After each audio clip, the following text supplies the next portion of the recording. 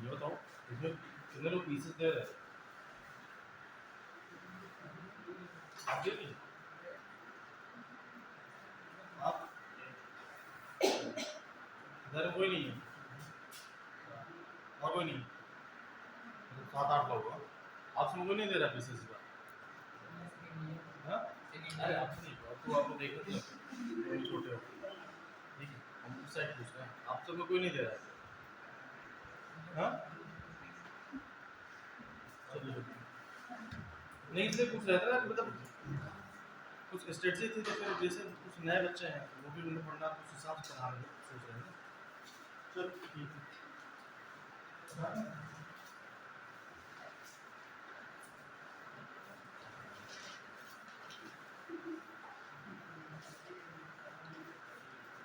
पिछली बार कहाँ तक पढ़ाया था? पिछली बार कहाँ तक पढ़ाया था?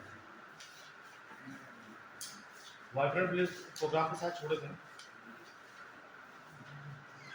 ये उसे भी कंप्लीट कराएंगे। अभी इंपॉर्टेंट चीज़ें कंप्लीट कर लो पहले। अभी हाल ही में लिखते चलिए, देखिए टाइम है नहीं, बचेगा नहीं। अभी हाल ही में वर्ल्ड बैंक के द्वारा एक रिपोर्ट जारी की गई है महिलाओं के लिए। रिपोर्ट पर नाम लिखूँ फिर डिस्कस करते हैं। अभी हाल ही में वर्ल्ड बैंक के द्वारा, विश्व बैंक के द्वारा रिपोर्ट जारी की गई है। इस रिपोर्ट का नाम है WBL। WBL अभी वर्ल्ड बैंक ने रिपोर्ट जारी की है, वर्ल्ड बैंक के द्वारा विश्व बैंक।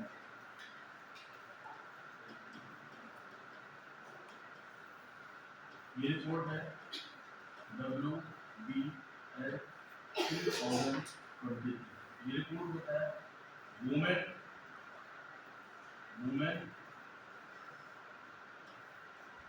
And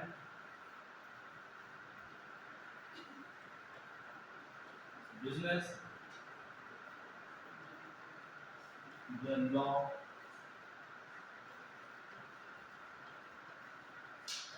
report 2023। सीधा सीधा क्वेश्चन पूछेगा कि अभी हाल ही में रिपोर्ट जारी की गई है, उस रिपोर्ट का नाम है WBL या women and business the law report. ये रिपोर्ट किसके द्वारा जारी की गई है? ये होगा वर्ल्ड बैंक के द्वारा जारी की गई है, ठीक है। इसी तरह से क्वेश्चन ये पूछेगा कि भाई हाल ही में जो रिपोर्ट जारी की गई है वुमेन बिजनेस लॉ रिपोर्ट, ये किसके द्वारा जारी की गई है? मोस्ट प्रॉब्लम क्वेश्चन आने की संभावना यही होगी कि रिपोर्ट किसके द्वारा आई। ये रिपोर्ट आई है वर्ल्ड बैंक के द्वारा। अब इस रिपोर्ट में लिखिए क्या क्या है, देखिए अभी इस देखो ये इसलिए जारी की गई है, पहले से समझा दें क्या है। ये वुमेन बिजनेस लॉ रिपोर्ट ये जारी की जाती है कि ये आपने जो वर्क फोर्स होता है, जैसे वुमेन वर्क फोर्स है, वुमेन वर्क फोर्स है, मतलब कि जो कार्यबल होता है, जो इनमें कार्य करने की शक्ति होती है, मतलब महिलाओं के द्वारा जो कार्य किया जाता है, जैसे स्टार्टअप में कंपनियां खोली जाती हैं महिला के द्वारा खोली जाती है, कोई महिला उद्यमी बनती है, और उसके कंपेरिजन में किसी भी पुरुषों के द्वारा जो स्टार्टअप कंपनी या कोई भी उसका खुद का इंटरप्रेन्योर या खुद का उद्यम खोला जाता है, इन दोनों में ये देखा गया है कि इसमें सबसे ज़्यादा सुटेबल और गवर्नमेंट के द्वारा सबसे ज़्यादा पूरे वर्ल्ड में इनिशिएटिव कौन लिया है, कौन से कंट्री ये वहाँ पे ज़्यादा फोर्स किया जा रहा है, वहाँ पे महिलाएं भी उसी हिसाब से आगे बढ़ रही है। वो किस चीज़ में अवेयर है कि वो अवेयर है इनोवेशन में, इसमें नवाचार में और टेक्नोलॉजी में मतलब तकनीकी में ये देखा जा रहा है कि जो टेक्नोलॉजी में तकनीकी में इन सब चीज़ों में किसी गवर्नमेंट बहुत ज़्यादा क्या कर रही है, आगे बढ़ा रही है, उन्हें फोर्स कर रही है कि आप और उनके तहत गवर्नमेंट प्लान चलाया जा रहा है। तो इस बात पर रिपोर्ट जारी की गई है कि इसमें वर्कफोर्स के अकॉर्डिंग देखा जा रहा है कि अगर अधिकार किसी को मिलता है, किसी महिलाओं को अधिकार दिया जाता है, तो पुरुषों की तुलना में महिलाओं का कितना अधिकार प्राप्त है वर्ल्ड और या इंडिया में, या साउथ इंडिया को ऐसा नहीं डिस्क्राइब किया है उसने, साउथ रीजन डिस्क्राइब किया। इंडिया जो सब कॉन्टिनेंट है वो किस में आता है? साउथ में आता है, साउथ एशिया में। और उसने ऐसे डिसाइड किया है कि साउथ रीजन में क्या है और साउथ ईस्ट रीजन में क्या है। साउथ ईस्ट रीजन में दक्षिण दक्षिण पूर्वी रीजन में कितना अधिकार है महिलाओं को बढ़ने का, दक्षिण रीजन कितना अधिकार है महिलाओं को पढ़ने का, और यूरोपियंस में, यूरोपियंस के द्वारा या यूरोप में, यूरोप के क्षेत्र में, यूरोप के रीजन में उन्हें कितना अधिकार मिला है, या पैसिफिक जोन में क्या अधिकार है, पैसिफिक जो कंट्रियां होती हैं या आइलैंड होते हैं वहां पे जैसे क्या है, इस बात पे ये वर्ल्ड बैंक के द्वारा, विश्व बैंक के द्वारा ये रिपोर्ट जारी की है। इससे बहुत इंपॉर्टेंट हो जाता है, सीधा सीधा क्वेश्चन अगर बनेगा तो यही बनेगा कि ये अभी हाल ही में जो रिपोर्ट WBA 2023 आई है किस समूह के द्वारा जारी की है। क्वेश्चन में आ सकता है कि वर्ल्ड इकोनॉमिक फोरम के द्वारा जारी की गई है, ILO के द्वारा जारी की गई है, वर्ल्ड बैंक के द्वारा जारी की गई है, या कोई भी एक संस्थान अगर पूछता है ग्रीन पीस बोली है कि ग्रीन पीस के द्वारा जारी की है, तो आपका आंसर क्या होगा, सिर्फ वर्ल्ड बैंक के द्वारा जारी की है। ठीक है, आगे लिखिए इसमें है कि साउथ एशिया में भारत का स्कोर कितना प्राप्त किया है। भारत 74.4 स्कोर, भारत का जो स्कोर दिया गया है इसमें 74.4, ठीक है, 74.4 स्कोर दिया गया। और भारत को निम्न मध्य आय वाले देश में रखा गया है। इंडिया को किसमें रखा गया है, लोअर मिडिल इनकम में। वर्ल्ड बैंक की इस रिपोर्ट ने बताया है कि जो इंडिया है, इंडिया किस कैसी कंट्री है, इंडिया को रखा गया है लोअर मिडिल इनकम में।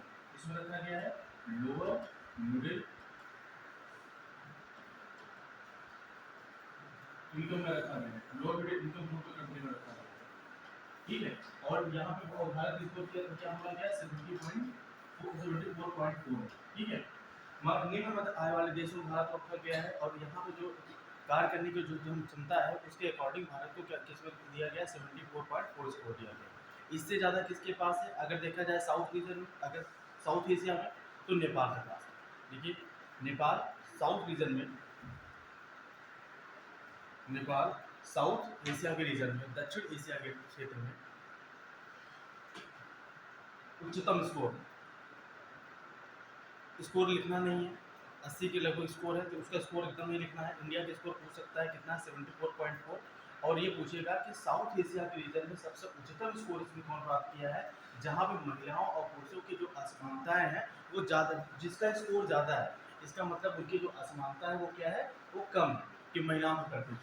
इंडिया में क्या होता है, ये जिसमें बेस रिपोर्ट होता है WBA जो अभी रिपोर्ट होता है, ये रिपोर्ट है मेनली बेस इस पे जेंडर इक्वालिटी पे, इस पे है जेंडर इक्वालिटी।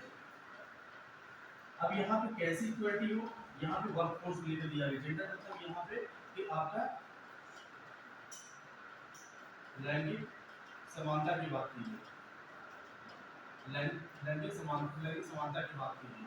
तो इस लैंगिक समानता के आधार पर अगर उच्चतम स्कोर देखा जाए तो किसका है, साउथ दक्षिण एशिया के रीजन में नेपाल का सबसे उच्चतम स्कोर है, और भारत का कितना स्कोर है 74.4 है। किस इनकम ग्रुप में रखा गया है, लोअर मिडिल इनकम के ग्रुप में रखा है। ठीक है, जो इम्पोर्टेंट है वही पॉइंट करा रहा है, क्योंकि और चीज़ बताने टाइम बहुत ज़्यादा चला जाएगा। वैसे रिपोर्ट वो काफ़ी बड़ी रिपोर्ट आई है। ठीक है, आगे लिखिए। और इसमें जानते हो क्या, एक ही चीज़ नहीं है इसमें, जैसे समानता किसकी बात है, वर्कफोर्स को लेकर के, आपको जो पेंशन मिलते हैं, जो आपको भत्ते मतलब जो आपको मुआवजा दिया जाता है, जो ग्रांट मिलता है, इन सभी को जो, और जो आपको सैलरीज मिलती है, इन सभी को इसमें देखा गया है कि इसके हिसाब से स्कोर क्या है, इसके हिसाब से यहाँ पे इस क्षेत्र में यहाँ पे लैंगिक समानता कैसे है। ठीक है, आगे चलिए। देखिए औसतन इस रिपोर्ट के अनुसार औसतन महिलाओं को पुरुषों की तुलना में, क्योंकि आजकल को पीसीएस क्वेश्चन है सब हिट टॉपिक होते हैं, देखोगे कि मतलब कि जो लैंगिक समानता की बात जहाँ पे आती है महिलाओं को लेकर के, तो लगभग क्वेश्चन एग्जाम में दिख जाता है। औसतन रूप से महिलाओं को पुरुषों की तुलना में 77% कानूनी अधिकार मिले, 77% कानूनी अधिकार प्राप्त है। इसका मतलब क्या है, इसका मतलब ये बोला गया है, इस रिपोर्ट के अकॉर्डिंग, WBA रिपोर्ट के अकॉर्डिंग ये बोला गया है कि अगर किसी भी मेल को, किसी भी पुरुष को, ठीक है, मेल को अगर 100% अधिकार है, कानूनी अधिकार है, लीगल राइट है, अगर कानूनी अधिकार है, तो जो फीमेल होती है, जो फीमेल ठीक है, महिला है, इन्हें कितना है 77% कानूनी अधिकार है, लीगल राइट, लीगल राइट क्या है?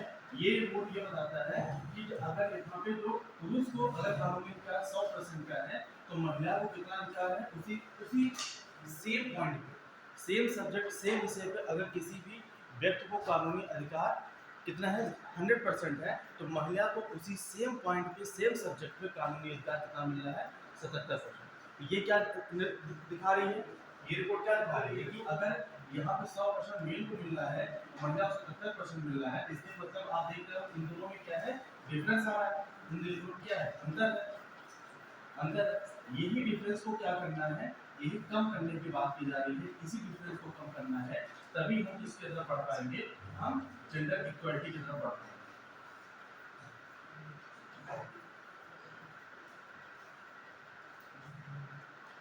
ठीक है, और यही जेंडर इक्वलिटी की बात हमारी की गई है, हमें 2030 तक कम करना है। 2030 तक इसे भी क्या कर देना है? कम कर देना है। ये इसमें बात की गई है एसडीजी सस्टेनेबल डेवलपमेंट गोल्स 5। ये आगे मेंशन कर लेना, क्योंकि क्या होता है, ये आपको याद तो रहेगा, लेकिन ऐसे इसके साथ पढ़ने में आपको मेंशन रहेगा, अच्छा ये कहाँ से रिलेट होगा। ठीक है, ये जेंडर इक्वलिटी की जो बात की गई है, इसे बोला जाता है लैंगिक समानता। लैंगिक समानता, ये किसमें है? एसडीजी 5। एसडीजी 5 क्या है? सतत विकास लक्ष्य 5। सतत विकास लक्ष्य 5 एसडीजी, इसे बोलते हैं सस्टेनेबल, ये पढ़ा चुके हैं सस्टेनेबल डेवलपमेंट गोल्स, अब इसे बताइए सस्टेनेबल डेवलपमेंट गोल्स 5 या सतत विकास लक्ष्य।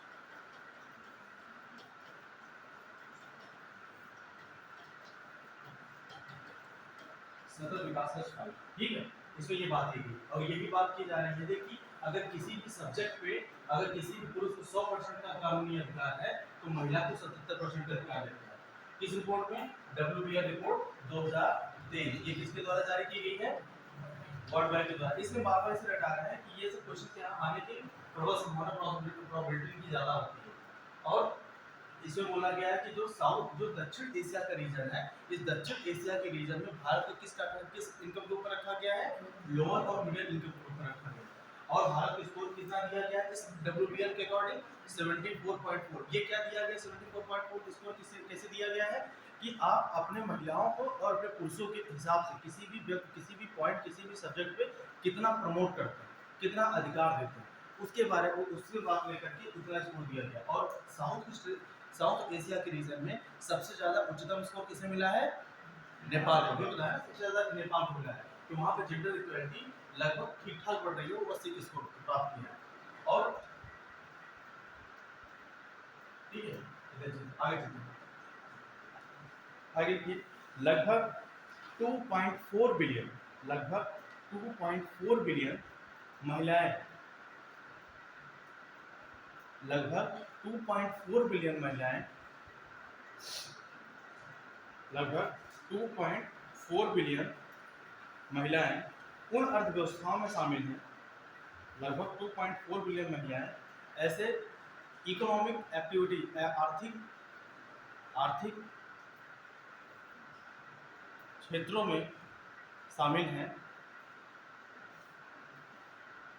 आर्थिक क्षेत्रों में शामिल हैं या अर्थव्यवस्था में शामिल हैं, जहां, अच्छा आप आगे तुम पीछे घूमते हुए लगता कहाँ चला गया? आप भी देखिए, आप आगे, जहां उन्हें पुरुषों के समान अधिकार प्राप्त नहीं है। ये डेटा जरूर याद रखे रहिएगा कि कितनी महिलाएं ऐसी हैं कि जहां पुरुषों के समान उन्हें इस रिपोर्ट के अकॉर्डिंग, WBL रिपोर्ट के अकॉर्डिंग बोला गया है कि 2.4 बिलियन, बिलियन मतलब कितना? 2.4 अरब जो महिलाएं होती हैं, जो वुमेन्स होती हैं, महिलाएं ये ऐसी इकोनॉमिक एक्टिविटी में शामिल है, ऐसी आर्थिक क्रियाओं में शामिल है, अर्थव्यवस्था में शामिल है, आर्थिक क्रियाओं में शामिल है, जहाँ पे इनका जो अधिकार है वो पुरुषों के बराबर है ही नहीं। यहाँ पे मेल के बराबर मेल के बराबर अधिकार जो है हमें प्राप्त नहीं है। ऐसी कितनी महिलाएं हैं पूरे विश्व में, कितनी ऐसी महिलाएं हैं? 2.4 बिलियन, ये डेटा याद रखिएगा। और लिखिए लगभग 100%, जहां पे हम अभी ऐसी स्कोर बता रहे हैं, लगभग महिलाओं और पुरुषों को जो समान अधिकार, बराबर के अधिकार जहाँ पे दिया गया है, ऐसे पूरे विश्व में कितने देश हैं? 14। देखिए 14।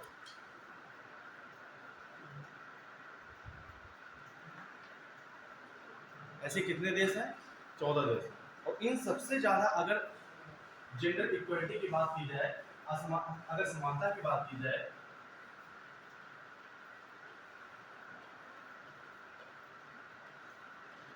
जेंडर इक्वलिटी की बात की जाए, इस जेंडर इक्वलिटी के मामले में जहां पे फीमेल और मेल के बीच में जो असमानता है, जो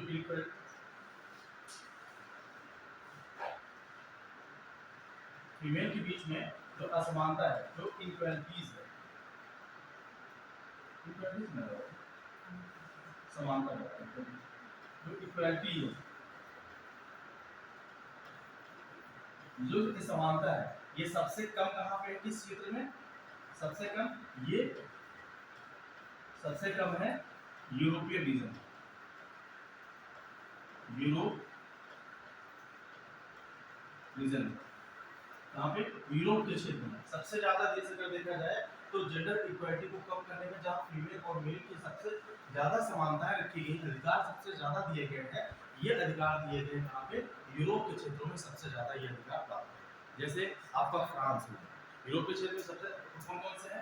आपका बेल्जियम है, आपका फ्रांस है, आपका जर्मनी है, यूके है, ये सब जो क्षेत्र होते हैं यहाँ पे, और कंट्रीज है बेलारूस। तो ऐसे में क्या होता है कि, और इस यूरोप के सबको 14 कंट्री आपको याद करने की जरूरत नहीं है, आप क्षेत्र याद करिए, क्योंकि क्वेश्चन आपसे रीजन पूछेगा, किस रीजन में सबसे ज़्यादा समानता, क्योंकि इतने कंट्री को नाम आपको नहीं देगा इनमें से कौन नहीं है, वो आपसे सीधा ये पूछेगा कि कौन सा ऐसा रीजन है जहाँ पे समानता का अधिकार महिलाओं पुरुषों के लेकर सबसे ज़्यादा है, वो कौन सा है? यूरोप क्षेत्र है, यूरोपियन रीजन। ठीक है, आगे लिखिए। अब यहाँ पे ये लिख लीजिए कि 100%, लगभग 100% को यहाँ स्कोर प्राप्त है 14 रीजन। ठीक है, लिखाना तो नहीं है, दो चार कंट्री अच्छे लिख लो जो मेन मेन है। देखिए नीदरलैंड, जो सबसे, क्योंकि क्वेश्चन आ गया ना, तो ये आपको पता होना चाहिए। Netherlands, Latvia, Netherlands, Latvia. Latvia कौन सी कंट्री है? बाल्टिक। 3 बाल्टिक कंट्री का नाम बताइए। लीबिया नहीं है, लाटविया हो गया, लिथुआनिया हो गया और एस्टोनिया। 3 कंट्री है, याद रखिए। तीनों से पूछता है कि इसमें से बाल्टिक देश कौन से हैं, वो बाल्टिक सी के बगल में ही है, तीनों कंट्री ऊपर से नीचे तक। तो ये आपका कौन होता है? आपका एस्टोनिया होता है, लाटविया होता है और लिथुआनिया होता है। अभी हाल ही में भारत ने लिथुआनिया के साथ अभी अपने संपर्क स्थापित किए हैं बाल्टिक देशों के साथ। तो क्वेश्चन अगर आएगा कि किस बाल्टिक देशों के साथ इंडिया ने अभी अपने संपर्क अच्छे किए हैं, वहाँ पे अपना वो राजदूत एम्बेसी खोला है, तो लिथुआनिया। ठीक है, आगे चलते हैं। ठीक है, क्या लिखा है? Latvia, Netherlands, Luxembourg, Portugal, Luxembourg, Portugal, Spain, Belgium, Denmark, France, Germany, Greece. इससे क्या होगा, तुम्हें एक माइंड में ढाका होगा कि अगर वो पूछता भी है तो माइंड में होगा कितने ऐसे कंट्री यूरोपियन में थे, जैसे फ्रांस हो गया, जर्मनी हो गया, ग्रीस हो गया, पोर्तुगल हो गया, स्पेन हो गया, नीदरलैंड हो गया, लग्जमबर्ग हो गया। ठीक है, और अदर में देखो कनाडा,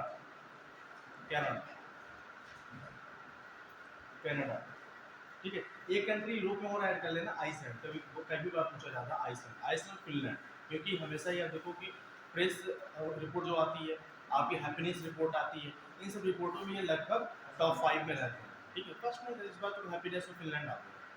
ठीक है, 6-7 से फिनलैंड आता है। तो प्रेस रिपोर्ट में ये देखो नॉर्वे रहता है, लगभग नॉर्वे रहता है। ठीक है, और पीस इंडेक्स में आइसलैंड रहता है। ये तीनों में इन्हीं का होता है, इसलिए ये क्वेश्चन मतलब अगर कंट्री घुमा के पूछे तो यही से पूछे, जैसे नीदरलैंड, लग्जमबर्ग, डेनमार्क। ठीक है, तो ठीक, आगे चलते हैं। और भी है लेकिन और मुझे याद नहीं, सबसे ज़्यादा यूरोपियन रीजन याद करो, क्वेश्चन यही सुनना है। ठीक है, अभी और चीज़ें हैं लेकिन अब इसे बंद करते हैं, पॉइंट में नहीं। अभी ठीक है, हाल ही में जारी किया गया है वैश्विक उत्सर्जन रिपोर्ट, वैश्विक ऊर्जा उत्सर्जन रिपोर्ट।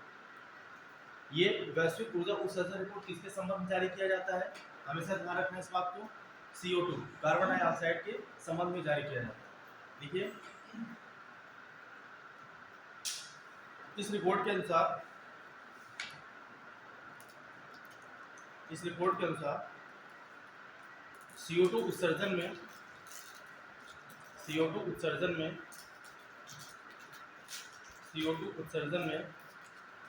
1% की कमी हुई, 1% की कमी वृद्धि हुई।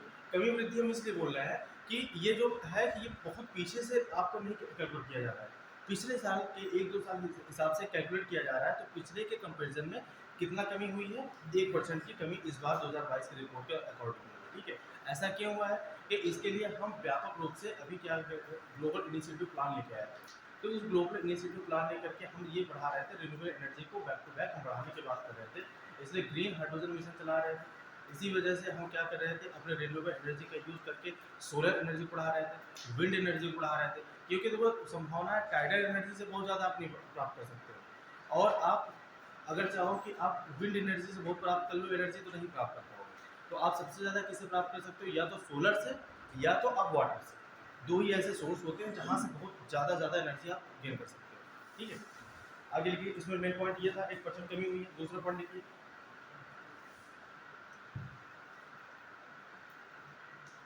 सबसे अगर देखा जाए तो इसमें इन कमी में किसकी वृद्धि हुई है। अगर जैसे यहाँ पर 1% की कमी हो रही है ना, लेकिन फिर भी ऐसा कौन सा कंट्री रहा है जहाँ पे उसको वहाँ पे CO2 का लेवल का उत्सर्जन लगभग ज़्यादा रहा, वो लिखिए अमेरिका। यूएसए में, अमेरिका में उत्सर्जन में, यूएसए में उत्सर्जन में, मिशन में 0.8% की क्या हुई, वृद्धि हुई।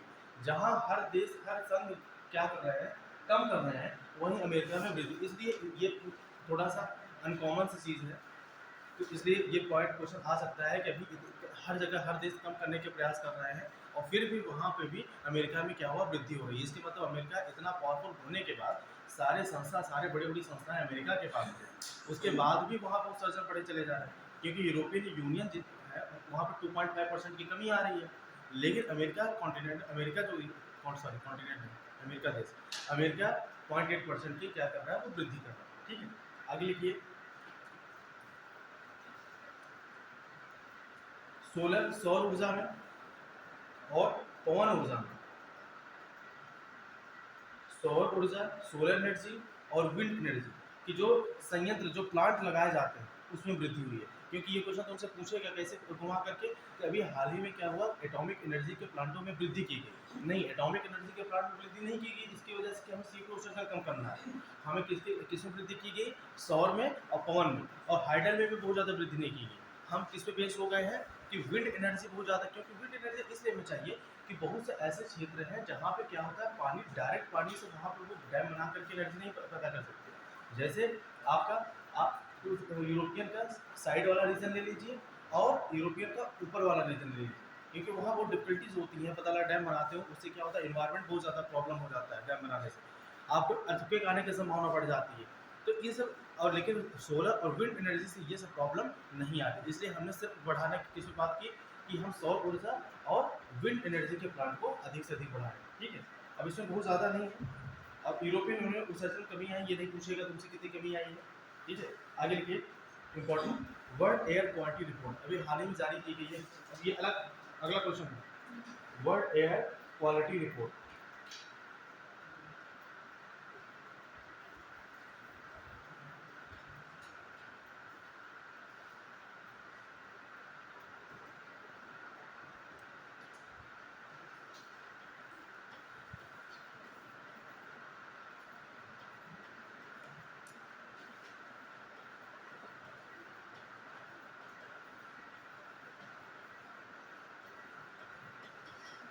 वर्ल्ड एयर क्वालिटी रिपोर्ट आएंगे, पहले समझा देते हैं एयर क्वालिटी रिपोर्ट कैसे है, क्या देखते हैं। देखिए एयर क्वालिटी रिपोर्ट में, वर्ल्ड एयर क्वालिटी रिपोर्ट ये देखते हैं कि यहाँ पे जो PM पार्टिकल्स होते हैं, पीएम पार्टिकल्स, ये पीएम पार्टिकल्स क्या होते हैं, दो वाले खतरनाक होते हैं, एक 2.5 पीएम पार्टिकल, एक क्या होता है 10। ये कहीं पे लिखा होगा ना कि पीएम 2.5 पीएम 10, इसका मतलब जानते हो क्या होता है? इसका मतलब होता है ऐसा कोई सूक्ष्म कण जो 2.5 micron metre, 2.5 micron metre, micron metre तक हो या इससे क्या हो कम, क्या हो कि या तो 2.5 माइक्रोन मीटर तक हो या इससे कम। पीएम का मतलब होता है कोई भी कण वो 10 माइक्रोन मीटर तक हो या इससे कम हो, इसे बोला जाता है पीएम पार्टिकल्स बोला जाता है। तो अगर हवा में अगर देखोगे, अगर पीएम 2.5 पीएम 10 के अगर कंजेशन ज़्यादा हो गई तो हर एक इंसान को चलने के लिए उसके स्वास्थ्य पर बहुत बुरा इम्पैक्ट पड़ता है। उसके क्या होता है कि आंखों में जलन पड़ने लगती है, आंखों से संबंधित जो उसकी बीमारियां होती हैं, और ये क्या होता है आपके नज़र के माध्यम से लंग्स में जाती है, जो लंग्स को प्रभावित करती है। तो दो चीज़ सबसे ज़्यादा प्रभावित होती है पीएम से, एक लंग्स, एक क्या होता है आपकी आइज, ये आँख और जो फेफड़े होते हैं सबसे ज़्यादा इनसे प्रभावित होते हैं। इसलिए बार बार इनके कमी करने की बात की जाती है, और इनकी जो संख्या सबसे ज़्यादा वृद्धि होती है जब ठंडी का सीजन आने लगता है, तभी आप देखोगे, क्योंकि बारिश के टाइम पे क्या होता है कि ये वेट होकर के जमीन पर बैठ जाते हैं, लेकिन जब हमेशा जब ठंडी का मौसम आने की संभावना होती है तो उस समय क्या होते हैं ये पार्टिकल्स क्या होते हैं हवा में बहुत ज़्यादा एटमॉस्फेयर में हो जाते हैं, जिसकी वजह से आपके यहाँ पे प्रॉब्लम ये आ जाती है कि हेल्थ संबंधी इश्यूज ऐसे जगहों पे बहुत ज़्यादा बढ़ जाता है। इसी कमी करने के लिए हमेशा क्या होता है कि एक रिपोर्ट जारी की जाती है कि भाई देखते रहो कि आपका पीएम स्तर, पीएम 2.5 का स्तर क्वालिटी का कैसा बढ़ रहा है, उसे कैसे कम करो, उसके लिए क्या काम कर रहा है। ठीक है, और इसी में अगर देखा गया भारत को कौन सा स्थान मिला है वर्ल्ड एयर क्वालिटी रिपोर्ट के अकॉर्डिंग, ये 8वां स्थान प्राप्त हुआ। देखिए इस रिपोर्ट के अकॉर्डिंग, इस रिपोर्ट के अनुसार, इस रिपोर्ट के अनुसार, इस रिपोर्ट के अनुसार भारत 8वां सबसे प्रदूषित देश है। इस रिपोर्ट के अनुसार इंडिया को किस में रखा गया है, इंडिया को 8th पोजीशन पर रखा गया है कि सबसे ज्यादा अगर पोल्यूटेड कंट्री है, पोल्यूटेड कंट्री है, ये कौन सी है 8th पोजीशन पे इंडिया, और सबसे ज्यादा पोल्यूटेड कंट्री कौन सी है वो लिखिए, सबसे ज्यादा पोल्यूटेड कंट्री कौन सी है, चाड। चाड कहाँ की कंट्री है, मैंने बताया, हाँ अफ्रीकन कंट्री है। अफ्रीका का कौन से जोन में है चाड, ना साउथ नहीं है, बताइए, कई बार मैं बता चुके हैं। आपको मैंने बताया था कि ये कौन सा रीजन होता है, ये रीजन को क्या बताया था, साले रीजन बताया था ना, उसी से अभी पढ़ा रहा था। साले रीजन होता है जब अगर अफ्रीका पूरे विश्व में सबसे अगर गरीब देश होते हैं तो किस रीजन होते हैं, ये साले रीजन होते हैं, और इसी साले रीजन का पार्ट होता है कौन सा, चाड।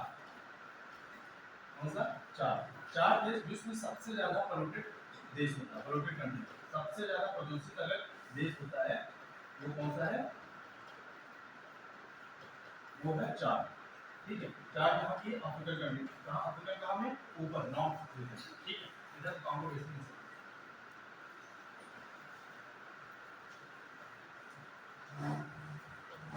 ठीक है, आगे चलते हैं। सबसे ज्यादा प्रदूषित देश चाड है। अगर पूछा जाए सबसे ज्यादा प्रदूषित शहर पूरे विश्व में कौन सा है, लाहौर पाकिस्तान। लाहौर पाकिस्तान। देखिए एक पॉइंट और है कि सबसे ज्यादा प्रदूषित राजधानी, कहीं कहीं हम देख रहे हैं कि इल्जमा है और कहीं कहीं हम देख रहे हैं कि दिल्ली, तो अभी इसे हम श्योर नहीं कर पाए। ठीक है, तो एक बार आप सब श्योर कर हम बता तो दे रहे हैं, रिपोर्ट आई है किसी किसी पत्रिका में दिया है कि दिल्ली है, हाँ, और अभी दृष्टि में दिया है इंजमा। अब दृष्टि भी ऑथेंटिक है और क्रॉनिकल भी ऑथेंटिक है, अब दोनों बड़ा कंफ्लिक्ट हो गया। हम नेट पे देख रहे हैं कहीं इसे क्लियर मिल नहीं रहा है। अब लिख तो लीजिए, लेकिन एक बार ऐसे हम कंफर्म करके बता देंगे, क्योंकि क्या होता है ना कि कभी कभी रिपोर्ट आती है तो कुछ कुछ गलतियाँ हो जाती हैं, और उसके चक्कर में एग्जाम में गलती हो जाए तो फिर भाई नुकसान हमें भरना पड़ता है।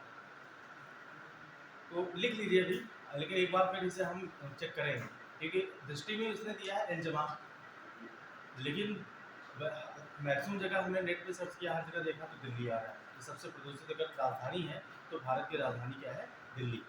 लिख लीजिए सबसे प्रदूषित राजधानी कौन सी है? लाहौर। लेकिन ना सबसे प्रदूषित शहर अगर पूछे सिटी की, वर्स्ट पोल्यूटेड सिटी अगर बात की जाए,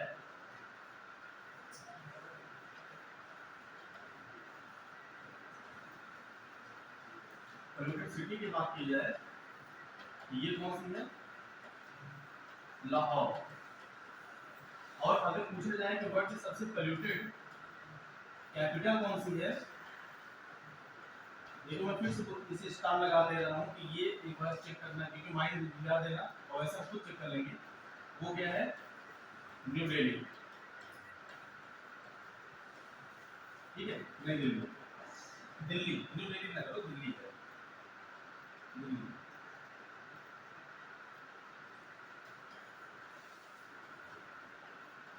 ठीक है, लाहौर कहाँ का बेस होता है? पाकिस्तान। आगे चले। अभी एक रिपोर्ट जारी हुई है, क्योंकि इसमें कुछ अगर है तो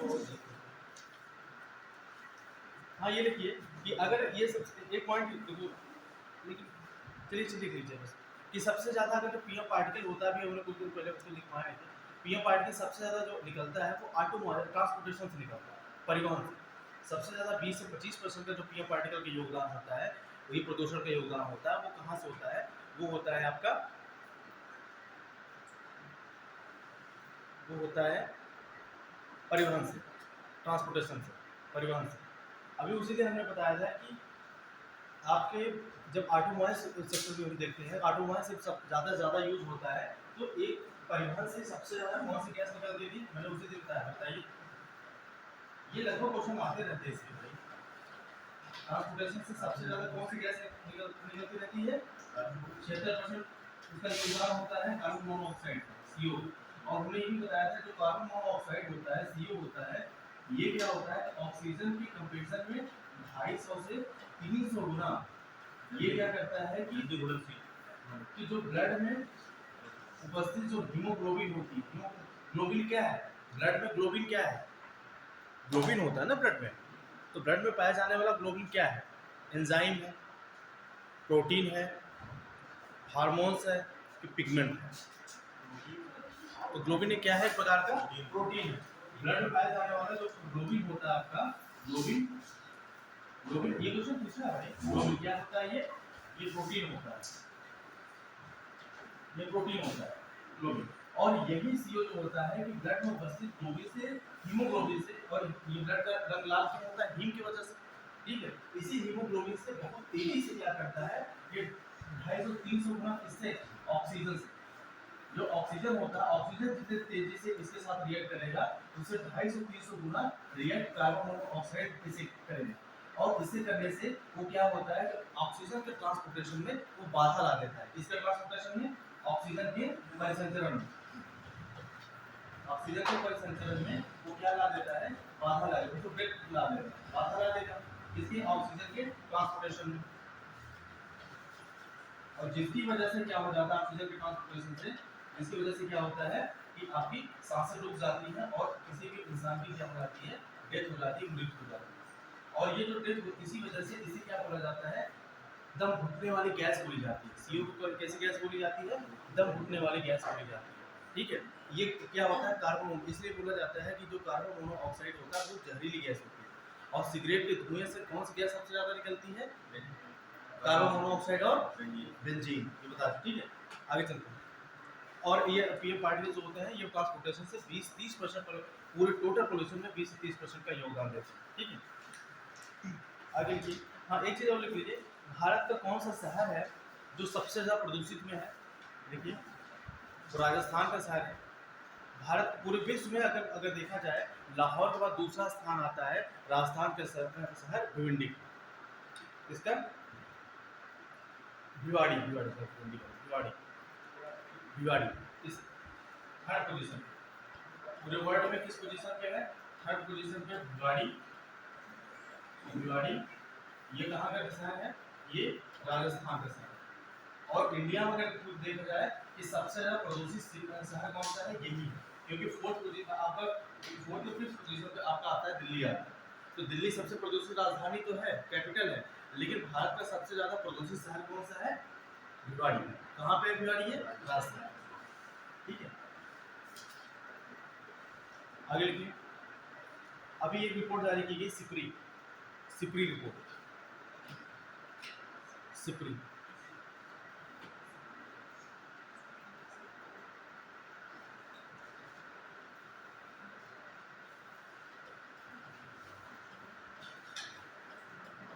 सिपरी रिपोर्ट, ठीक है। देखिए इसका फुल फॉर्म क्या होता है? फुल फॉर्म तो नहीं पूछोगे, हम बता रहे हैं। इसका फुल फॉर्म होता है स्टॉकहोम, लिख लीजिए Stockholm international, Stockholm international peace research institute.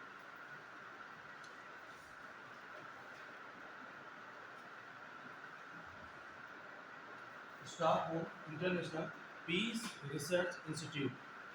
अभी ये रिपोर्ट जारी की गई है। इस रिपोर्ट में बताया गया है कि सब ये रिपोर्ट हमेशा क्या करता है कि जो भी हथियार होते हैं, वेपन्स होते हैं, हाँ? क्या करा है हमने?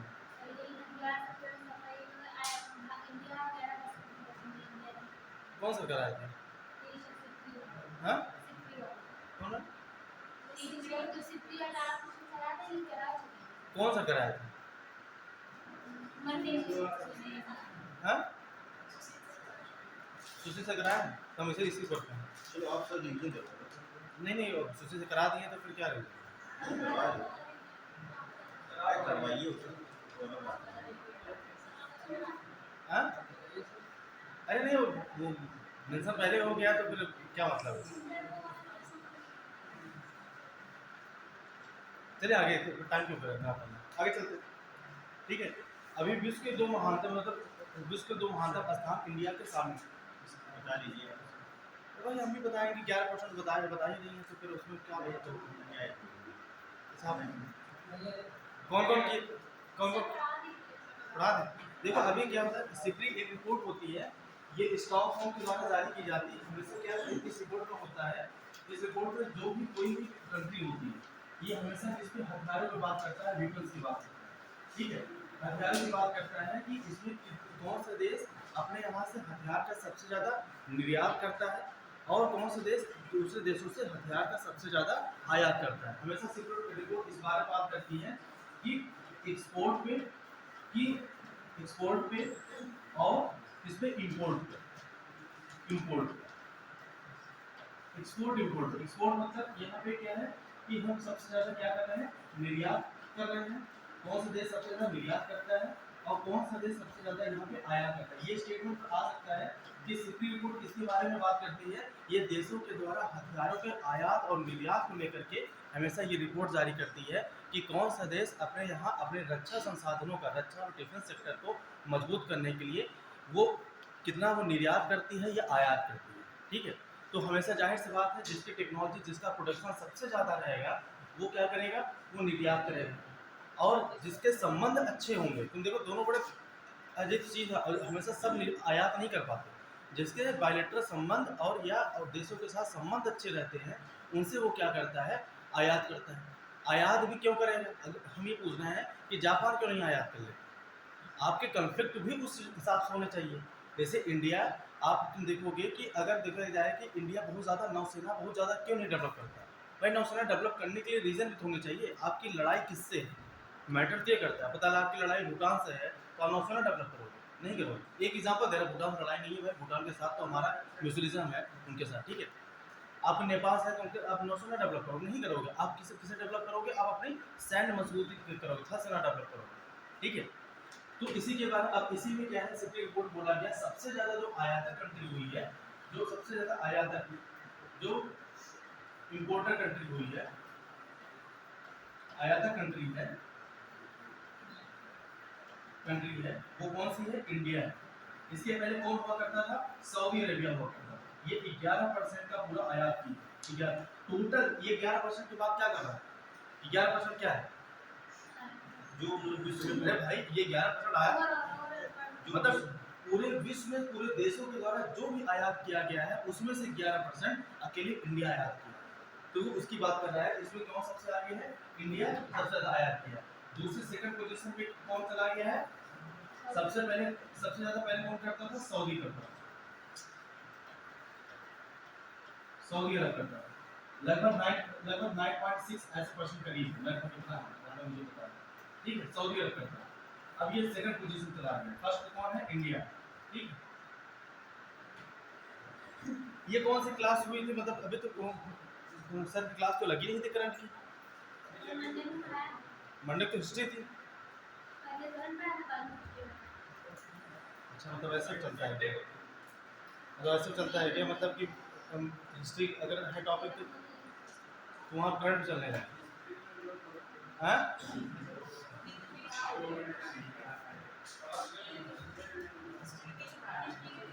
अच्छा, हिस्ट्री बीच में करंट चलने लगा था। हाँ, बीच बीच में चला गया होगा, बीच में करंट आ गया होगा, कोई टॉपिक आया होगी स्टॉक में। लेकिन ऐसा यार वर्ल्ड हिस्ट्री तो नहीं चल रही थी, स्टॉक मार्केट की बात आती। सर पहले स्टार्टिंग में तो 4 क्वेश्चन करंट में पढ़ाए थे, बाद में हिस्ट्री पढ़ाई। अच्छा, उसे बेस देने के लिए ना, कि मतलब क्लास का एक बेस हो जाए।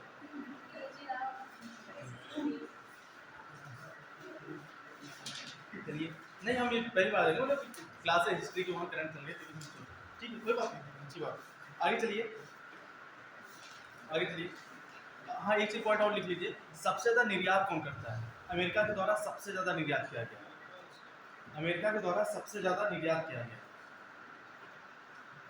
सबसे ज़्यादा निर्यात किसके द्वारा किया गया है? अमेरिका के द्वारा सबसे ज़्यादा निर्यात किया गया है। ठीक है, अमेरिका के बाद सबसे ज़्यादा निर्यात कौन करता है पूरे वर्ल्ड में? रसिया करता है। और लेकिन यहाँ पे पॉइंट बात और है कि इंडिया सबसे ज़्यादा कहाँ से लेता है? अगर कोई खरीदारी करता है इंडिया, तो सबसे ज़्यादा कहाँ से खरीदता है? वो रसिया से खरीदता है। तो अगर पूछा जाए कि तुमसे सबसे ज़्यादा निर्यात किसके द्वारा किया गया है, तो वो किया गया है अमेरिका के द्वारा, अमेरिका के द्वारा। और सेकंड पोजीशन पे सबसे ज़्यादा निर्यात किसके द्वारा किया जाता है पूरे वर्ल्ड में? रसिया के द्वारा किया जाता है, रसिया के द्वारा। लेकिन अगर पूछा जाए कि रसिया सबसे ज़्यादा निर्यात अगर वो करता है, इंडिया सबसे ज़्यादा किससे लेता है? वो इंडिया लेता है रसिया से सबसे ज़्यादा। अगर जितने भी टोटल वेपन्स इंडिया रक्षा अपना हथियार खरीदता है, उन रक्षा हथियारों में सबसे ज़्यादा हथियार अगर खरीदता है तो कहाँ से खरीदता है? वो रूस से खरीदता है। ठीक है, आगे चले। अभी एक रिपोर्ट जारी की गई है, वर्ल्ड हैप्पीनेस रिपोर्ट। इंपॉर्टेंट पढ़ते चलिए। ठीक है, आप देखिए, अगर जो पढ़ी भी हो ना, तो आप इसे बीच में फिर अपना बोलिए में तो वो हो चुका है, क्योंकि बहुत सारे लगे नहीं हुए हैं, और बीच उसके लिए 5-10 मिनट चला जाएगा, बातों में क्या मतलब? टाइम एकदम नहीं बचा है ना हमारे पास, ना कुछ लोग जो पेपर दे रहे हैं उनके पास। ठीक है, देखिए वर्ल्ड हैप्पीनेस रिपोर्ट। अरे तुमसे बोलने से बात नहीं आओगे हैं। World happiness report. ठीक है, अभी हाल ही में वर्ल्ड हैप्पीनेस रिपोर्ट जारी की गई है। इसमें फिनलैंड लगातार 6वें वर्ष, देखो स्टेटमेंट, ये पॉइंट सब रीड कर लिया, क्योंकि देखो लगभग क्या है कि अभी एग्जाम हुआ था, अभी हाल ही में फॉरेस्ट इंस्पेक्टर का एग्जाम हुआ था ना, अभी हाल ही में उसका एक पेपर था, 30 तारीख को उसका था, फॉरेस्ट इंस्पेक्टर के लिए था। तो कि फॉरेस्ट गार्ड था, किसी जो भी होगा, वन से में तो किसी एग्जाम था। तो उसमें ये बोला था कि मतलब अभी एक क्वेश्चन आया था, उसने कैसे क्वेश्चन बनाया था, उसने ये बनाया था क्वेश्चन, जो क्वेश्चन आज का पैटर्न थोड़ा सा चेंज कर दे रहा है। जो चीज़ तुम जान रहे हो उस चीज़ को पूछ कैसे रहा है। वो पहले पूछा कि जो आपका 3x2 अवार्ड जो दिया गया है, वो दिया गया है जिसे सत्यमंगलम को दिया गया था।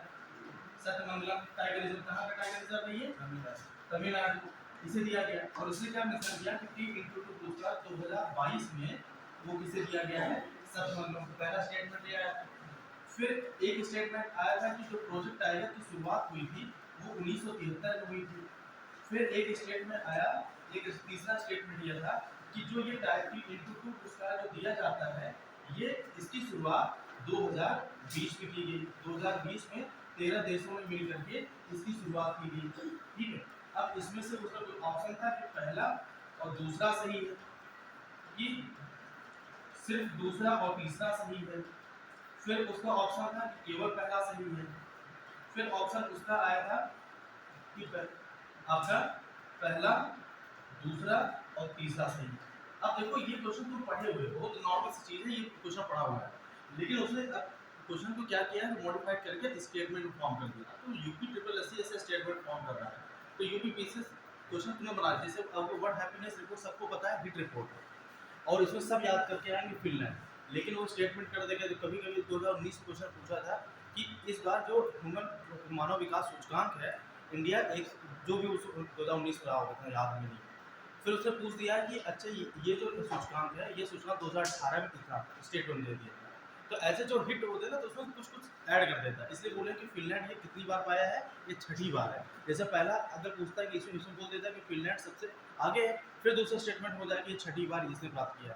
अब तुम्हें याद ही नहीं रहता तो फिर क्या लगाते, पहला दूसरा सही लगाते, दोनों लगाते, ठीक है।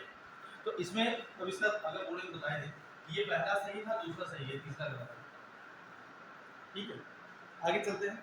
वर्ल्ड हैप्पीनेस जो रिपोर्ट जारी की गई है, ये रिपोर्ट में फिनलैंड विश्व में सबसे खुशहाल देश है, और सबसे खुशहाल देश में ये 6ठी बार लगातार पहले स्थान पे है, ठीक है। ये किसके द्वारा जारी किया जाता है ये लिख लीजिए, कई बार क्वेश्चन आया है। United nation sustainable development solution network, United nation world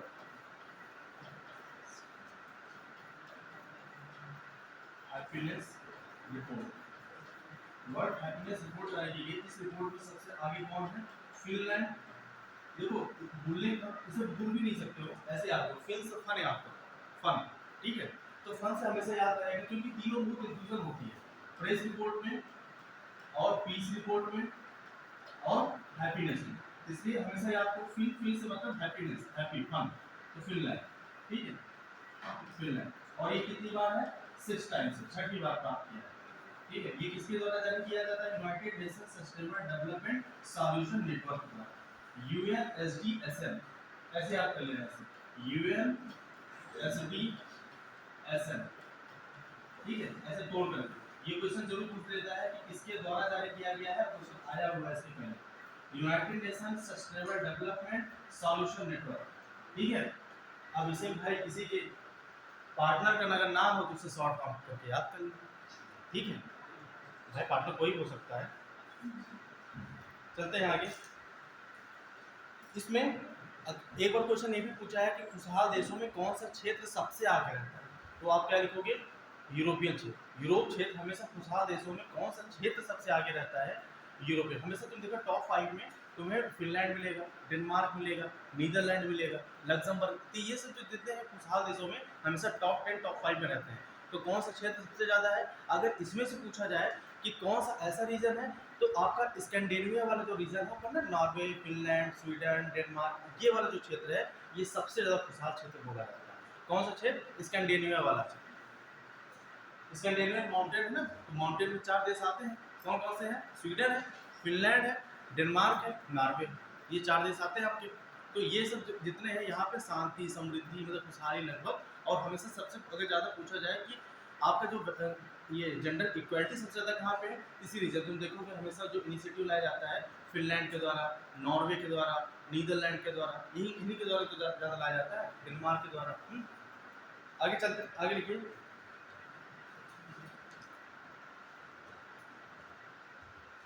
और ये हमेशा ये मतलब ये लिखने की जरूरत नहीं है कि सामाजिक आधार पर होता है, सोशल के आधार पर ये देखा जाता है, ठीक है, पॉलिटिकल के आधार पर देखा जाता है। तो ये इसमें नहीं पूछेगा, ये ह्यूमन डेवलपमेंट इंडेक्स में 3 जो है उसी में पूछता है, इसमें नहीं पूछता, ठीक है। इंडिया पोजीशन लिख लीजिए, इंडिया कौन सी पोजीशन है, 126, 126वां स्थान इंडिया को मिला,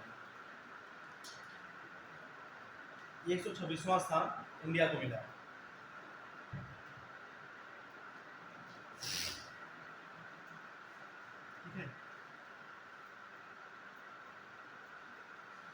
और भारत की जो ये रैंकिंग मिली है, इसमें मिली है लाइफ इवैल्यूएशन पे, जीवन मूल्यांकन पे, जीवन के मूल्यांकन पे। जैसे ये दूसरे पूछ दिया तो ये किस पे, जीवन के मूल्यांकन पे, लाइफ इवैल्यूएशन, जीवन के मूल्यांकन।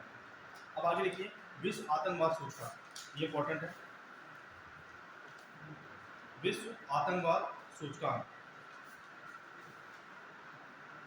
अच्छा अभी एक चीज़ बताया, महानतम स्थान पढ़ा थे कि नहीं पढ़ा थे, जो ग्रेटेस्ट प्लेस में अभी इंडिया के दो ऐसे प्लेसेस हैं जैसे ये ग्रेटेस्ट प्लेस में हम तो ये बड़ी लिख लीजिए, ये इंपॉर्टेंट है, ठीक है। विश्व के महानतम स्थान हेडिंग डाल दो, या इंडिया के भी 2 ऐसे स्थान भी हाल ही में पॉइंट करके नया ये नया वो उसे हटा दीजिए भी, आतंकवाद वाला हटा दीजिए, ठीक है। पहली इंपॉर्टेंट लिखिए, विश्व के महानतम स्थान में हाल ही में भारत का 2 स्थान विश्व के महानतम ग्रेटेस्ट प्लेसों में शामिल हुआ है। विश्व के जैसे होता है ना कि पूरे विश्व में देखा जाता है सबसे ग्रेट प्लेस कौन सा है, उन ग्रेट प्लेसों में महानतम स्थानों में ये हमेशा कराया जाता है, संयुक्त राष्ट्र के द्वारा ये सब काम होता है। तो उनमें भारत के 2 स्थान है। पहला देखिए लद्दाख और मयूरभंज। आपका क्या है? लद्दाख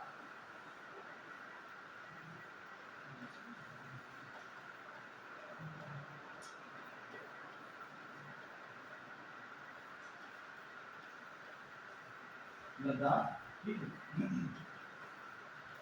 और मयूरभंज। लद्दाख पता है अब तो यूपी बन चुकी है, ठीक है। मयूरभंज कहाँ पे है? उड़ीसा में। लद्दाख से मिला है, ये नहीं पूछेगा कौन सा स्थान मिला है, इनको कंप्लीट करा देना है।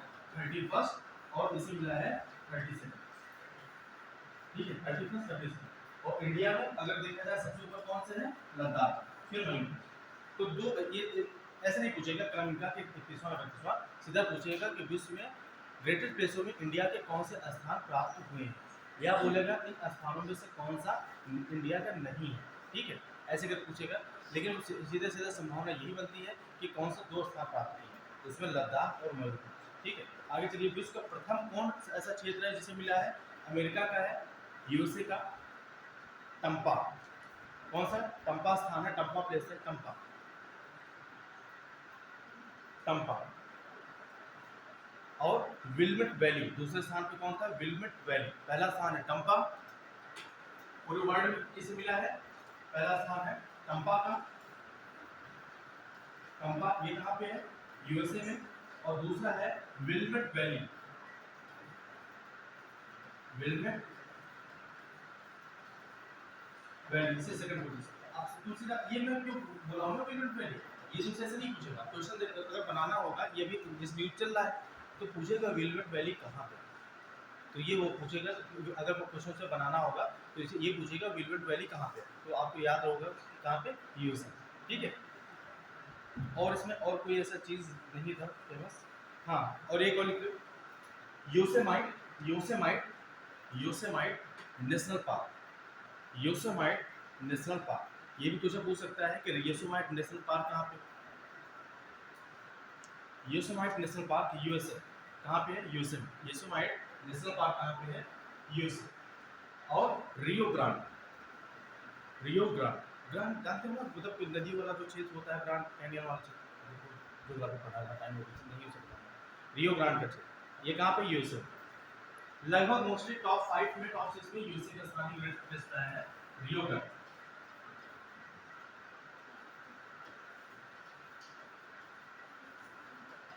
और आपका कौन था? योसेमाइट नेशनल पार्क, ठीक है। योसेमाइट नेशनल पार्क और रियो ग्रांड, ये दोनों कहाँ पे हैं? यूएसए, ठीक है। ये हो गया, आगे चलते हैं।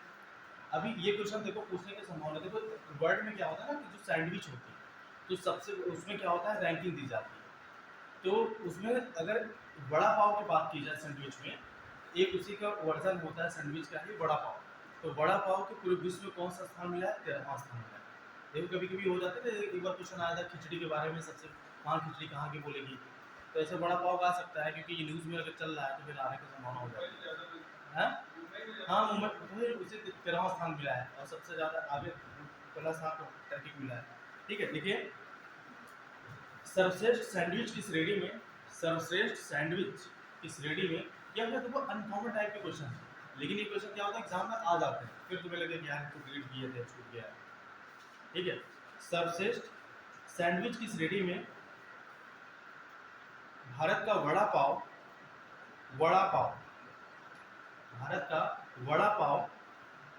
को 13वां स्थान मिला है, 3rd पोजीशन मिला है।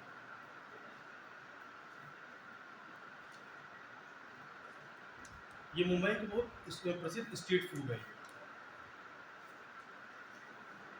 और पहला स्थान किसे मिला है? टर्की का मकबरा। तुम देखते हो ना उसका रील्स, वही देखते ही होगे, ऐसा नहीं है नहीं देखते होगे, शॉर्ट्स या रील्स देखते हो ना, तो देखते हो ना टर्की में देखो खाने को लेकर कितना देखो रील्स बनते हैं, प्रमोट किए, तो उसका जो मकबरा सैंडविच है वो उसे पहला स्थान मिला है। मकबरा सैंडविच, टर्की का मकबरा सैंडविच को प्रथम स्थान मिला है। और 13वां स्थान मिला है पूरे वर्ल्ड में वड़ा पाव।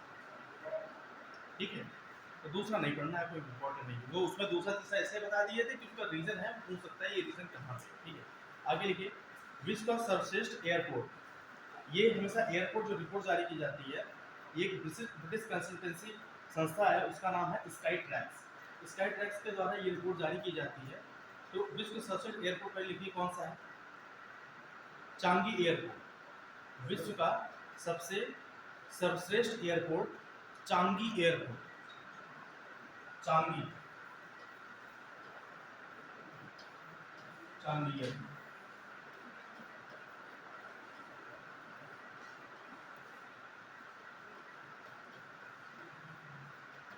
चांगी एयरपोर्ट ये कहाँ पे है?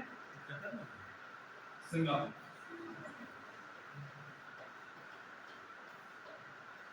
सिंगापुर चांगी एयरपोर्ट कहाँ पे?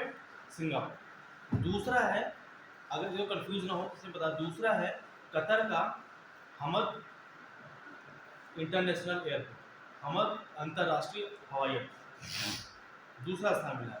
और इंडिया में खाली एक ही ऐसी एयरपोर्ट है जिसे स्थान दिया गया है, वो 36वीं रैंक उसकी है, 36 पोजीशन है, उसका नाम इंदिरा गांधी है, नई दिल्ली वाला।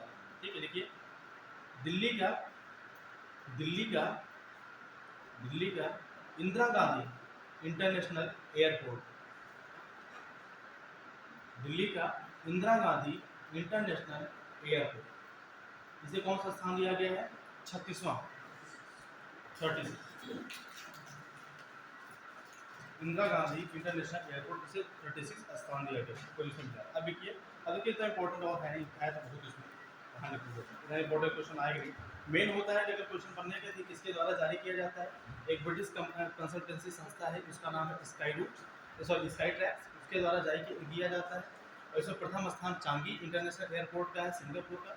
दूसरा हमद का है, कि दूसरा लिखवाने की जरूरत नहीं थी, लिखवा दिए कि कन्फ्यूजन है, कतर का दूसरा स्थान।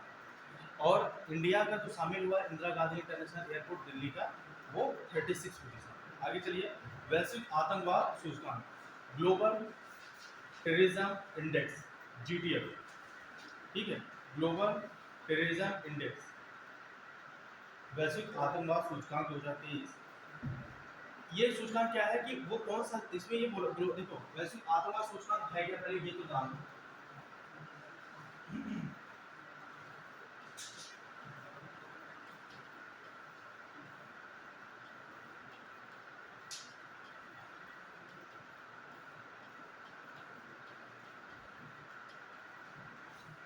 वैसे आतंकवाद सूचकांक है क्या?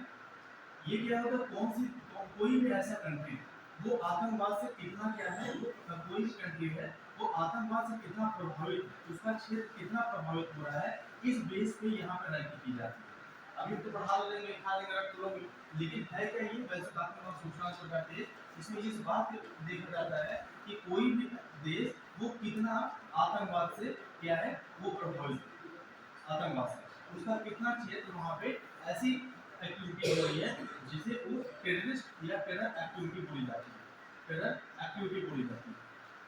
और कितना क्षेत्र उसका, जैसे इंडिया में तुम देखोगे कि टेरर एक्टिविटी वाला जो क्षेत्र आपका आता है, आपका इंडिया में देखोगे टेरर एक्टिविटी वाला जो क्षेत्र आता है, लगभग ये आपका आता है, तो लगभग ये तुम्हारा क्या होता है, नॉर्थ ईस्ट रीजन तक आता है। नॉर्थ ईस्ट में माओवादी वाला जो संगठन होता है, और माओवादी लगभग वहाँ पर बोडोलैंड वाले होते हैं, लगभग ये लगभग माओवादी वाला जो संगठन होता है वो नॉर्थ ईस्ट में एक्टिव है। तो यहाँ पे इंडिया का टेरर क्षेत्र लगभग है। और लगभग तुम देखोगे पूर्वी पठार वाला, दक्षिण तरफ पूर्वी पठार वाला जो क्षेत्र है, लगभग, हाँ भाई पूर्वी पठार में आ गया ना आपके पास, छत्तीसगढ़ आ गया, उड़ीसा वाला आ गया, राजस्थान पहाड़ियाँ आ गई, ठीक है। तो लगभग पूरी पठार हो रही है, और आप पूर्वी क्षेत्र वाला हिस्सा देखोगे टेरर एक्टिविटी शामिल है। नक्सलवाद जो आपके जो नक्सली क्षेत्र है, ये आप देखोगे लगभग उड़ीसा का क्षेत्र, इधर बिहार का क्षेत्र, इधर झारखंड का, छत्तीसगढ़, तो ये लगभग जो इस साइड वाला क्षेत्र है एमपी वाले बॉर्डर से लेते हुए आपका छत्तीसगढ़, बिहार, झारखंड, उड़ीसा, ये लगभग किसका क्षेत्र आ जाता है, नक्सली का क्षेत्र आ जाता है। इधर नक्सली वाला क्षेत्र, प्रभावित वाला क्षेत्र, इधर आपका किसका, माओवादी प्रभावित क्षेत्र। और साउथ में कुछ क्षेत्र हैं, बहुत ज़्यादा नहीं, वो तभी के लिए चला था, लेकिन इतने ज़्यादा प्रभावित क्षेत्र में साउथ में है नहीं, लेकिन फिर भी साउथ में भी नक्सली वाले केसेस ऐसे होते रहते हैं। तो आपके यही जो रीज़न होता है इंडिया में प्रभावित क्षेत्र है आतंकवाद से, ठीक है। तो अब इसी बेस पे क्या होता है कि ये वैश्विक आतंकवाद सूचकांक गणना करता है, तो पूरे देश में, तो उस पूरे देश में अगर देखा जाए आतंकवाद सूचकांक में पहला स्थान प्रभावित क्षेत्र कौन सा किसका है, वो अफगानिस्तान। देखिए वैश्विक आतंकवाद सूचकांक में प्रथम स्थान कौन सा है, किसका है, अफगानिस्तान, किसका है, अफगानिस्तान। ठीक है, अब समझ आ गया आतंकवाद सूचकांक किस पे बेस पे मतलब जारी किया जाता है कि किस कौन सा देश है, उसका कितना क्षेत्र ज़्यादा से ज़्यादा आतंकवाद गतिविधियों से प्रभावित, ठीक है। अफगानिस्तान लगातार ये 4 वर्षों से बना हुआ है, लगातार 4 वर्षों से ये पहले स्थान पर बना हुआ है, सबसे ज़्यादा प्रभावित देश है। और इंडिया को कितने स्थान पर रखा गया, 13वें स्थान पर रखा गया। आतंकवाद प्रभावित की श्रेणी में इंडिया को 13वें पोजीशन पर रखा गया।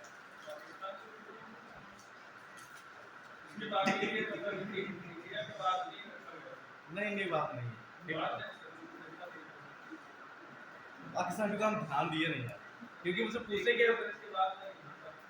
यूनिवर्सिटी उस पर गई नहीं उसे देखने की, क्योंकि वहाँ पे ऐसा लगता है कि जो डेटा अपना गलत दे उसका कहाँ क्या जाके देखें। अभी देखा जाए वैसे प्रभावित क्षेत्र में देखा जाए चाइना बहुत, हाँ आतंकवाद वो तो वही बोले ना, मतलब ग्लोबल टेररिज्म इंडेक्स में भाई देखो हमारे हाथ में है नहीं, ये जो वैश्विक संस्थाएं जारी करती हैं तो वो अपना जो डेटा अच्छे से उपलब्ध कराता है भाई, वो तो पीस तो वहाँ है ही है उनके लिए, तो भाई अलकायदा, अल जवाहिरी, ये सब तो भाई उनके लिए तो घर के हैं, हमारे लिए घर के तो नहीं है भाई, उनके तो घर के हैं, वही होते। चलिए आगे लिखिए, आगे लिखिए। नहीं है पाकिस्तान में कब, अरे नहीं कब, बात इसलिए पाकिस्तान ज़्यादा प्रभावित है यार, अरे नहीं रिमोट नहीं पढ़ लिए थे अरे उसकी वजह है ना, देखो पाकिस्तान पहले होता था, जो अफगानिस्तान वाला जो प्रॉब्लम टीपीपी वाली प्रॉब्लम आ गई थी, तहरीक पाकिस्तान वाली, तो इसने क्या किया कि पूरे विश्व में, पूरे वर्ल्ड में उनकी बिक्री मचा दी है, ठीक है।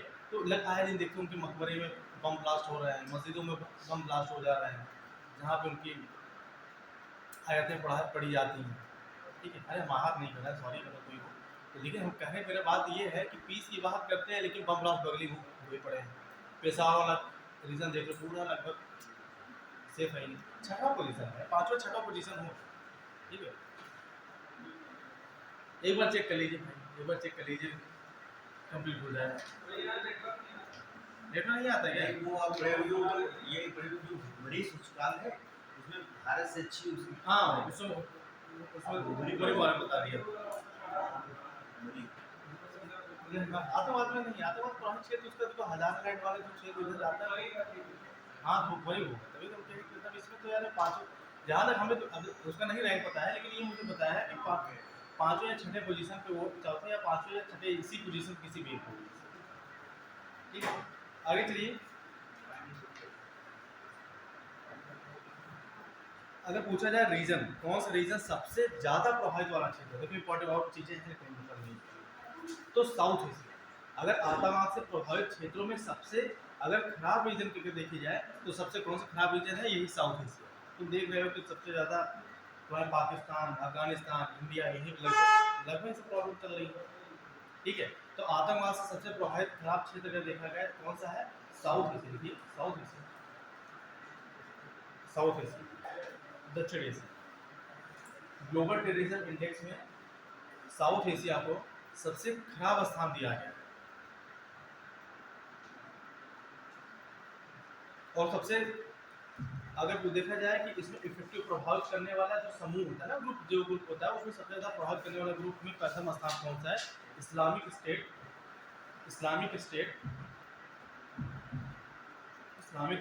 अल शबाब, नाम भी तो देखो, अल शबाब।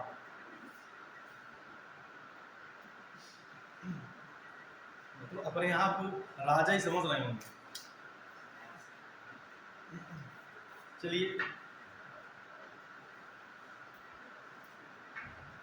अगर देखा जाए ना, अगर अफ्रीका में भी होती थी, सूडान की प्रॉब्लम चल रही है, सूडान में बुर्किना फासो हो गया, और वहाँ पे कौन सी ऐसी कंट्री है, सोमालिया हो गया, तो यहाँ पे भी है। लेकिन अगर देखा जाए तो वहाँ तो कुछ रीजनों में है, कुछ जगह शांत हो गया है, आतंकवादी समूह गतिविधियाँ नहीं हो रही, जैसे हमास वाला ग्रुप था पहले, तो हाँ वही आपका देखो, सोमालिया हो गया, बुर्किना फासो हो गया। तो यहाँ पे क्या होता है, पहले सूडान हो गया, देखो सूडान और तुम्हारा सोमालिया देखो लगभग प्रभावित क्षेत्र पूरा पूर्वी अफ्रीका है, तो उसमें देखो, लेकिन अब तो बहुत शांत भी हो गया, वो शांत नहीं हो गया, दूसरे तीसरे स्थान पे है बस। लेकिन और अफ्रीकन कॉन्टिनेंट में इतना ज़्यादा नहीं, लेकिन साउथ एशिया रीजन में तो बहुत ही चलता है, बहुत ज़्यादा चलता है। चलिए आगे लिखते हैं। आगे और भी है, देखो माओवादी के हिसाब से किस रैंक की दी गई, सब नहीं पढ़ना है, मेरे यही एक 13वां पोजीशन मिला है, ठीक है। आगे लिखिए, अभी हाल ही में चिकित्सा पर्यटन सूचकांक जारी हुआ, चिकित्सा पर्यटन सूचकांक हाल ही में सूचकांक जारी किया गया, चिकित्सा पर्यटन सूचकांक। अब इसमें इतना ज़्यादा समझाना नहीं है, आप बस इसमें लिखिए इंडिया का जो पोजीशन मिला है वो 10वां स्थान मिला। मेडिकल टूरिज्म इंडेक्स में, पूरे वर्ल्ड में जो मेडिकल टूरिज्म इंडेक्स होता है, उस इंडेक्स में भारत को 10वां स्थान मिला। इससे ज़्यादा तुम्हें पढ़ना ही नहीं, इसमें इंपॉर्टेंट है नहीं। आगे लिखिए, इंपॉर्टेंट ये है, अभी पेयजल पे जो पिया जाने वाला पानी होता है, सब पेयजल होता है, इसलिए एक रिपोर्ट जारी की गई, यूनेस्को के द्वारा जारी की गई। अभी लिखिए, हाल ही पे पेयजल पे यूनेस्को के द्वारा रिपोर्ट जारी की गई है।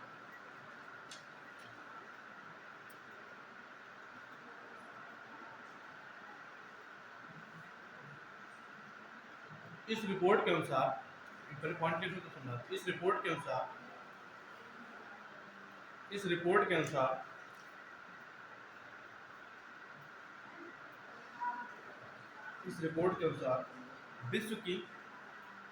विश्व की 26% आबादी, ये पॉइंट हमेशा याद रखना है। इस रिपोर्ट के अनुसार विश्व की 26% आबादी के पास सुरक्षित पेयजल नहीं है। ये क्वेश्चन आएगा कि अभी हाल ही में यूनेस्को के द्वारा रिपोर्ट जारी की है, जिस रिपोर्ट के अकॉर्डिंग कितने % आबादी को स्वच्छ पेयजल नहीं है, कितने हैं, 26%।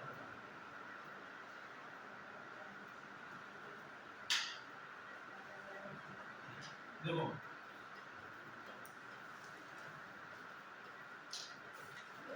स्वच्छ पेयजल की बात की जाती है, पूरे वर्ल्ड में लगभग 26% पॉपुलेशन ऐसा सफर करती है कि जहां पे क्या है कि स्वच्छ पेयजल नहीं प्राप्त होता है, और स्वच्छ पेयजल नहीं प्राप्त होता, जबकि हमें क्लीन वाटर एंड सैनिटेशन का जो हमारा लक्ष्य रखा गया है, जबकि क्लीन वाटर एंड सैनिटेशन हमारा टारगेट रखा गया है कि 2030 तक हम क्या करेंगे, इसे खत्म कर देंगे। अब 2023 चल रहा है, क्या चल रहा है, 2023 चल रहा है भैया। 2023 तक तो अभी 26% आबादी पूरे वर्ल्ड की जहाँ स्वच्छ पेयजल ही नहीं है, तो क्या ये क्लीन वाटर सैनिटेशन का टारगेट इनका कंप्लीट होगा? हमें नहीं लगता है। क्लीन वाटर यहाँ क्या लिखेंगे, स्वच्छ जल और सैनिटेशन, मतलब वही होता है ना, उससे क्या बोलते हैं, स्वच्छता, जो आप स्वच्छ जल और स्वच्छता के बाद सैनिटेशन, साफ सफाई, ठीक है, स्वच्छ जल और स्वच्छता, इनका जो लक्ष्य रखा गया है, ये क्या रखा गया है, 2030 तक हम इसे क्या करेंगे, एकदम उन्मूलन कर देंगे, इनका खत्म कर देंगे, ठीक है। क्या किस गोल में रखा गया है स्वच्छ जल, किस एसडीजी में, जो बताए, ऑप्शन दे दे रहे हैं, 3, 4, 6, 7, किस सतत लक्ष्य रखा गया, सतत विकास लक्ष्य 3 में क्या है, स्वास्थ्य पढ़ा चुके हैं भाई, इसे याद करो। ये पूरे 17 के 17 देखो, 17 तो पार्टिसिपेशन है, ठीक है, 16 तक याद रखना है। लोगों की पूरे विश्व की लोगों की भागीदारी होनी चाहिए, वो 17 में दिया है, और 16 तक है, 16 तक याद रखना, ठीक है। ये SDG 6 है, छठा है, ठीक है, क्योंकि हमने क्या बोला, 3 बोला, तो SDG 3 में क्या है,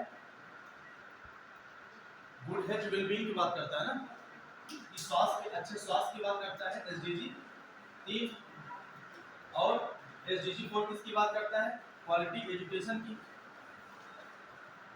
क्वालिटी एजुकेशन होना चाहिए, गुणवत्तापूर्ण शिक्षा होनी चाहिए।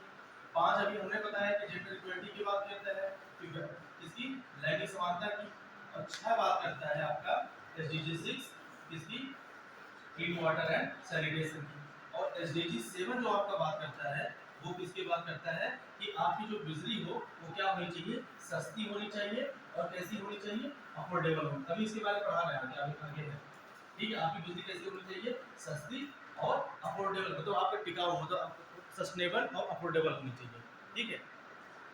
तो ये आपका 7। आगे चलिए। अभी इस रिपोर्ट के अनुसार 26% लोगों के पास क्या है, स्वच्छ पेयजल नहीं है, और 46% लोग ऐसे हैं, 46% लोग ऐसे हैं जहां पर इसका प्रबंधन नहीं, मतलब कि प्रॉपर स्वच्छ जल 26% नहीं प्राप्त कर रहे हैं, और प्रबंधन के माध्यम से, जैसे मान लो उन्हें कुछ खराब पानी मिल रहा है, कुछ ऐसे मिल रहा है, तो इन सब चीज़ों को मिला, अगर टोटल मिला लिया जाए तो उन पूरे टोटल में इन स्वच्छ जल के प्रबंधन के मामले में 46% लोग प्रभावित। कितने लोग प्रभावित हैं, 46%। और तीसरा इंपॉर्टेंट पॉइंट लिखिए, प्रतिवर्ष 2 से 3 अरब लोग, प्रतिवर्ष 2 से 3 अरब लोग, 2 से 3 अरब लोग एक महीने में कम से कम एक बार, एक महीने में, या एक महीने में प्रत्येक महीने ले सकते हो, लेकिन एक महीने तो ठीक है, एक महीने में कम से कम एक बार पानी की कमी महसूस करते हैं, अनुभव करते हैं। अब सोचो कितनी बड़ी तादाद है कि जहाँ पानी कमी कम से कम एक महीने में एक बार तो महसूस ही कर लेते हैं। वो कितने हैं, 2 से 3 अरब लोग हैं, ठीक है। हर साल कोई न कोई एक ऐसा महीना आ जाता होगा, उस महीने में कम से कम 1 दिन 2 दिन ऐसे आ जाते होंगे जहाँ उन्हें कमी हो जाती होगी। जैसे अभी देखो, हाल ही में केप टाउन में देखो पानी एकदम नील हो गया। इंडिया में पानी की सबसे बड़ी समस्या ग्राउंड वाटर कहाँ पे है, चेन्नई, ठीक है, और पूरे वर्ल्ड में सबसे ज़्यादा कहाँ थी, केप टाउन। अब तो डिक्लेयर कर दिया कि भाई पानी हमारे यहाँ, ठीक है। आगे लिखिए। अभी इसी की वजह से एक कार्यक्रम चलाया गया है, be the change, be the change. ये कब चलाया गया है, विश्व जल दिवस पर, विश्व, और हम ये इसके थीम पढ़ा चुके हैं 22 मार्च में, ठीक है। एक्सेलरेटिंग द चेंज, क्या था, accelerating the change water and sanitation का, ये हम पढ़ा चुके थे इसकी थीम, ठीक है। इसे विश्व जल दिवस पे ही एक कैंपेन स्टार्ट किया, प्रोग्राम स्टार्ट किया गया है, जिसका नाम है be the change, be the change. किसके द्वारा जारी किया, चलाया गया कैंपेन, यूएन के द्वारा, यूनाइटेड नेशन के द्वारा, ठीक है। ये क्या है, वैश्विक अभियान है, बी द चेंज।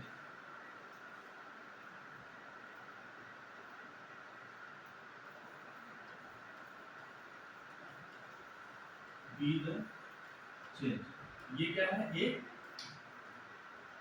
एक वैश्विक अभियान है, ग्लोबल कैंपेन, ग्लोबल कैंपेन है, ठीक है, वैश्विक अभियान है। ये कब चलाया गया है, यूएन के द्वारा चलाया गया है। ये कब चलाया गया है, वर्ल्ड वाटर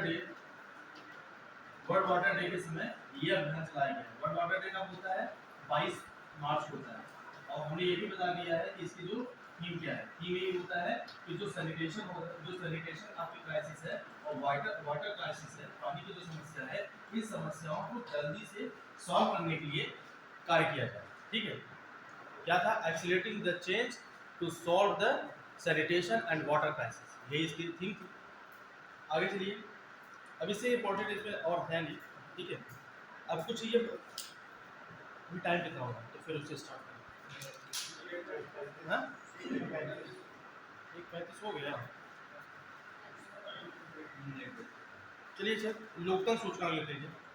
लोकतंत्र सूचकांक क्योंकि कभी कभी डेमोक्रेसी इंडेक्स के बारे में पूछ देता है। इस लोकतंत्र सूचकांक में 2 टाइप में से डिवाइड किया गया है, एक लिबरल डेमोक्रेसी इंडेक्स में, एक इलेक्टोरल डेमोक्रेसी इंडेक्स में। लिखिए भारत को 108वां स्थान प्राप्त हुआ है इलेक्टोरल डेमोक्रेसी इंडेक्स में। देखो ये डेमोक्रेसी देखो इसका है चुनावी लोकतंत्र सूचकांक। चुनावी लोकतंत्र सूचकांक में मतलब इलेक्टोरल डेमोक्रेसी इंडेक्स में इंडिया को मिला है 108वां पोजीशन। ठीक है 108वां पोजीशन मिला है चुनावी लोकतंत्र सूचकांक। ये किसे दिखाता है कि पिछले कुछ सालों में गवर्नमेंट क्या रही है, निरंकुश रही है। डिक्टेटर कहीं ना कहीं उसके मन भाव में क्या आ रहा है, डिक्टेटरशिप आ रहा है। ये हम नहीं कह रहे हैं भाई ये रिपोर्ट बता रही है। ठीक है नहीं पता लगा एलिगेशन हमारे पे लग गया तो बोल कैसे सकते हैं, पता लगा तो वही दिक्कत आ जाएगी ना। और फिर इसी में बात किया गया इस चुनावी लोकतंत्र सूचकांक में इंडिया लिबरल डेमोक्रेसी इंडेक्स मतलब उदारवादी लोकतंत्र